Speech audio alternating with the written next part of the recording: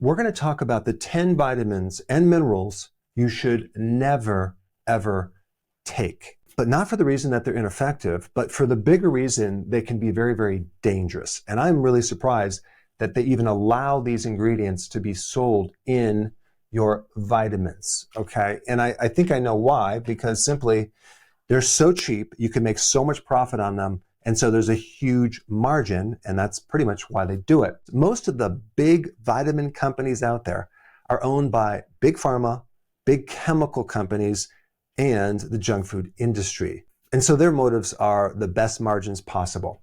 Let's take the first one, synthetic vitamin A. You should never, ever consume synthetic vitamin A. Synthetic vitamin A has to be converted into the active form, and the conversion is not very efficient. So what that means is you get this buildup of synthetic vitamin A in the liver and the fat cell, and that can be very, very toxic. If you have the situation in pregnancy, that child is susceptible to a birth defect. And it also can interfere with vitamin D and vitamin K2 and increase your risk for fractures because you have bone loss. And they also put synthetic vitamin A in a lot of skin products like lotions and things like that. The problem is when that synthetic vitamin A gets exposed to UV radiation, now we just increase the carcinogenic effect. You're going to identify it by this right here, usually retinol palmitate or retinol acetate. Instead, get your vitamin A from egg yolks,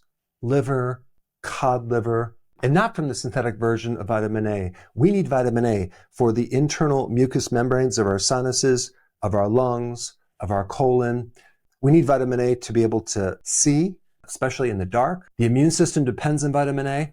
So vitamin A is super important. Let's go to number 2, synthetic beta-carotene. When I talk about beta-carotene, a lot of times people think, oh, that is vitamin A, isn't it?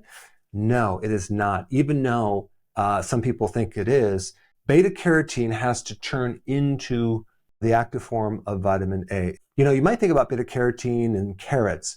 You would have to consume a tremendous amount of carrots to get even close to the RDAs for the active form of vitamin A.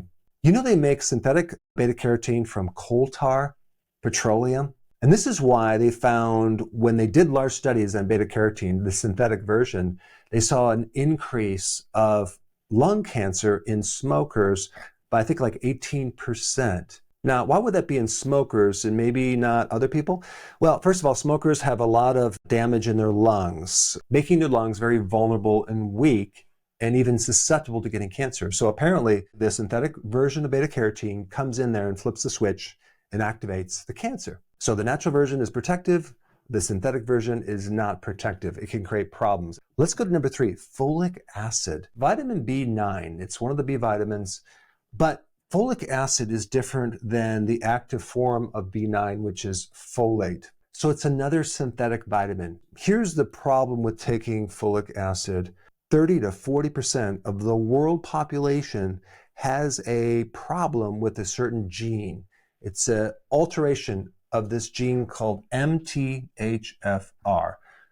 The simple explanation is that this gene helps to convert folic acid into the active form folate. And if you have a problem with that gene, you're not going to do that. So what happens is you start building up this folic acid in the blood. And then we get a risk for cancer. Then we get a suppressed immune system and all sorts of symptoms that they might not connect the dots to this right here. Unless they had a DNA test and they're aware that they have this gene issue, and then also they're not even realizing they're consuming that in their foods quite often. You want to read the label and make sure you take folate or just consume foods high in folate.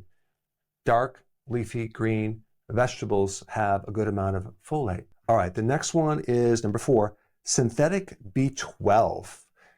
The name for that is cyanocobalamin. Now notice cyano, that's cyanide. It has just a tiny bit of cyanide. This form of B12 is definitely not as bioavailable as the natural form, which is called methylcobalamin.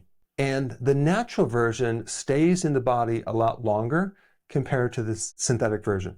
In order for this version to convert to the active version, it requires glutathione So if you're consuming a lot of this, like a lot of people are, because it's in a lot of things, it's in energy drinks, it's in a lot of food products, and it's in a lot of supplements, it's going to then deplete you of glutathione, which is a major antioxidant. And so let's say, for example, someone's a smoker and they're taking this, and just so you know, there's a lot of chemicals that you get from smoking. One is a little bit of cyanide, and that can build up with the extra cyanide from B12, and that can create some toxicity, especially if you have genetics that have poor detox pathways, like I do. So if you had a DNA test, it'll actually show you how well you're able to detoxify.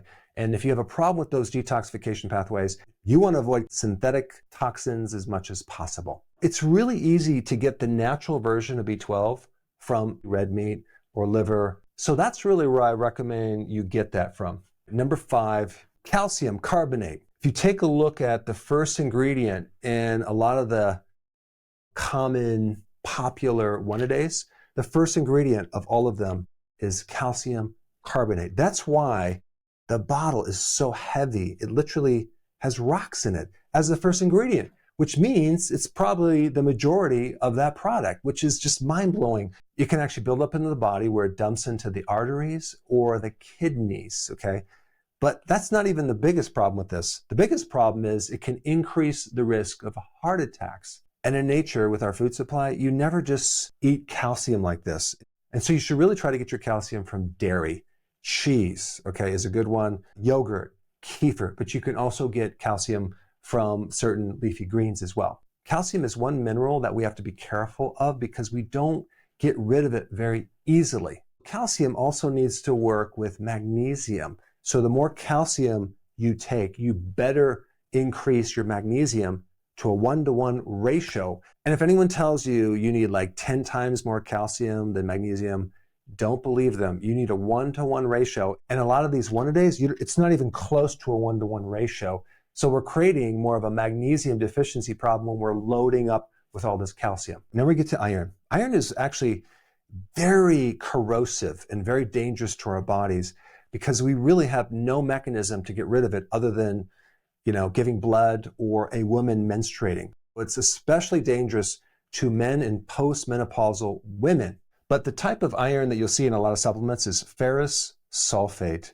Oh my gosh, it's like rust. I think 1 out of 200 or 300 people have a condition called hemochromatosis where this is even more of a problem. Even if you take normal amounts of iron, it's going to be even more deadly because the body will just hold on to it very, very tightly. So if you're cooking from iron skillets, or if you're taking supplements with iron, but also they enrich a lot of foods with iron, like a lot of wheat products and grains. Of course, if you're following my channel, you're probably not eating that, but if you're not following my channel, you might be consuming those things. Typically, if you have too much iron, you're going to be more at risk for type 2 diabetes, liver issues, Parkinson's, Alzheimer's.